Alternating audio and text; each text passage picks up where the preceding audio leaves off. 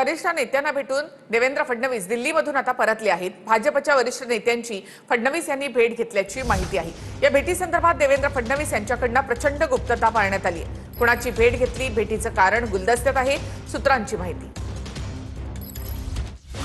केंद्रीय शिक्षण मंत्री धर्मेंद्र प्रधान यांच्या राजीनाम्यानंतर मुख्यमंत्री फडणवीस आणि उपमुख्यमंत्री शिंदे यांना तातडीनं दिल्लीला बोलावण्यात आलंय। दुपारी 2:30 वाजता फडणवीस दिल्लीत पोहोचले। फडणवीसांनी भाजपच्या वरिष्ठ नेत्यांची भेट घेतली। संध्याकाळी 5:10 फडणवीस पुन्हा महाराष्ट्रासाठी रवाना झाले। फडणवीसांच्या या भेटीबद्दल कमालीची गुप्तता पाळण्यात आली आहे।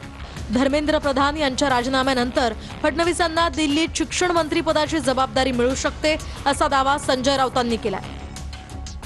तर जे दिलं आहे त्यात समाधानी असावं असं फडणवीस म्हणाले की धर्मेंद्र प्रधान यांच्या जागी नवीन शिक्षण मंत्री म्हणून देवेंद्र फडणवीस यांना संधी मिळू शकते, कारण ते वकील आहेत, शिक्षित आहेत, अनेक विषय मांडत असतात। मला ही शक्यता जास्त वाटते।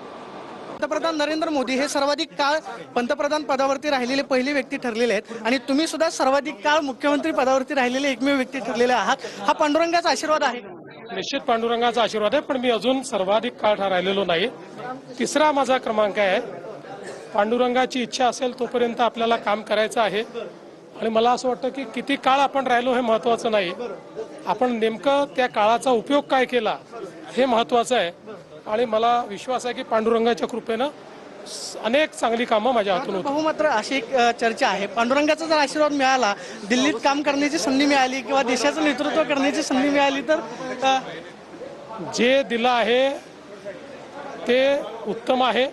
आपल्याला माहिती आहे की आपण असं म्हणतो, चित्त नेहमी समाधानी असू द्यावं।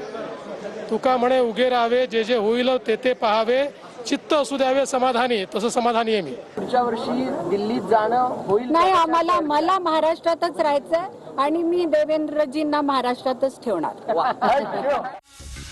दुसरीकडे पुढील एका महिन्यात केंद्रीय मंत्रिमंडळात मोठे फेरबदल होणार असल्याचं सूत्रांकडून कळतंय। या फेरबदलांचा राज्यातल्या राजकारणावर सुद्धा मोठा परिणाम होणार असल्याच्या चर्चा आहेत।